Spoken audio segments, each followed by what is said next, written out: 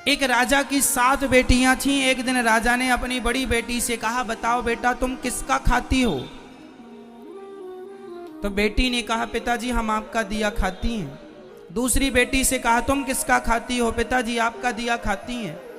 प्रजा से पूछा, तुम किसका खाती हो? बोले आपका दिया खाते हैं। सबसे पूछा, तुम किसका दिया खाते हो? बोले आपका दिया। राजा आप ही हमारे पालनहार हो, आपका दिया हम सब खाते हैं। सबसे छोटी बेटी से कहा, बेटी तुम बताओ तुम किसका खाती हो? तब उस बेटी ने कह दिया, पिताजी हम भगवान का दिया खाते हैं, हम आपका दिया नहीं खाते। राजा को बड़ा बुरा लगा, उसे लगा हमारी इंसल्ट कर दी इसने, हमारा दिया खाती और नाम ले रही है भगवान का। राजा ने कहा, कोई भगवान भगवान नहीं होता, अरे मैं तुम्हें खाने ना दूं तो तुम मर जाओगी। बेटी ने कहा, पिताजी तो आप करके देख लो। राजा बड़ा गुस्से में आया और अपनी उस बेटी का विवाह ऐसे आदमी से कर दिया जो बिल्कुल गरीब था और बिल्कुल बीमार था। गरीब था और बिल्कुल अचल था। अचल मीन्स एक कदम भी। एक लकड़हारा था, जंगल में लकड़ी काटने गया, अचानक उसकी तबीयत बिगड़ गई और वहीं पर वो पड़ा रहा, वहीं मलमूत्र में घिसटता रहा। ऐसे गंदे आदमी से राजा ने अपनी उस बेटी का विवाह कर दिया कि देखता हूं तू अब कहती है भगवान का खाती हूं तो अब खिलाए तेरा भगवान। 6 बेटियों का विवाह उसने अच्छे राजाओं के घर किया, राजकुमारों के साथ खानदान में किया, और एक बेटी का विवाह लकड़हारे से कर दिया, वो भी जो बीमार था, जो मलमूत्र भी वहीं कर रहा था, पूरा गंदगी थी, मक्खियां भिन्न भिन्न कर रही थी। उस लड़की को लगा कोई बात नहीं, विधाता की ऐसी ही मर्जी है। वो लड़की जो थी अपने उस पति के संग रहने लगी। उसे पास में नदी थी तो ले गई, नहलाया धुलाया साफ किया, और जो उसके भाग्य में था मिला। उसका पति चल नहीं पाता था, अब वो क्या करे, पति को भोजन कैसे कराए? तो जंगल की लकड़ियां बीनती और ले जाके शहर में बेचती, जो पैसा आता उससे कुछ दवाइयां लाती, कुछ रोटियां लाती, खाती, पति को खिलाती, दवाई खिलाती।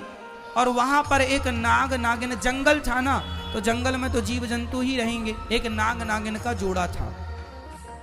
तो वो जब दूध लाया करती अपने पति को देती, और जो बच जाता तो दौने में वो वहां नाग नागिन को रख दिया करती थी। तो नाग नागिन दूध पीते और बड़े प्रेम से वो खुश रहते। अब वो धीरे धीरे उसका पति ठीक होने लग गया, बीमारी से उसको राहत मिलने लग गई, ठीक होने लगा।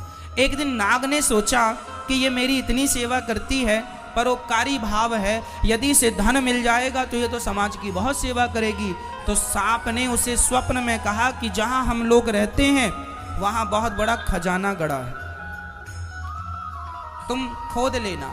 वो लड़की ने खोदना शुरू किया, उसे सच्ची का खजाना मिल गया, जिसमें बहुत सारा सोने चांदी से भरा हुआ खजाना था। वो तो लखपति हो गई। उसने एक बड़ा सा महल बनवाया, नगर बसाया, ओ बढ़िया ठाट बाट बनाया, और दोनों राजा रानी हो गए। उसका पति बिल्कुल स्वस्थ हो गया और बढ़िया राज सिंहासन पर बैठने लगे, और बड़े प्रेम से हाथी घोड़ा इकट्ठा किया और सेना इकट्ठी की, राजा हो गया, वो रानी हो गई। पर उसने परोपकार नहीं छोड़ा, रोज अन्न क्षेत्र चलाती, जो आए सबको भरपेट भोजन मिलेगा, उसके पास जरूरत से ज्यादा धन हो गया। एक दिन वो सबको भोजन बांट रही थी तो उसने देखा कि लाइन में सबसे पीछे उसका बाप लगा हुआ और उसकी बहनें लाइन में लगी हैं भोजन के लिए। उसने पहचान लिया ये तो मेरा पिता है। उसने कहा, पिताजी आप? वो सन्न रह गया, कौन हो आप? मैं आपकी बेटी छोटी, लकड़हारे से विवाह किया था, कुछ याद आया? हाँ हाँ, पर तेरा ये ठाट बाट कैसे? पिताजी पहले ये बताओ कि आपकी ये दुर्गति कैसे हो गई? बेटी सच्ची कहा था तूने, हम बड़े अहंकार में थे कि मैं राजा हूं, लेकिन मेरी राजगद्दी छीनते देर नहीं लगी, सब नाश हो गया। सारी बेटियां जिन्होंने ये कहा था कि पिता के भाग्य का खाती हैं, आज पिता कुछ नहीं खिला पा रहा है इन्हें, आज तू खिला रही है।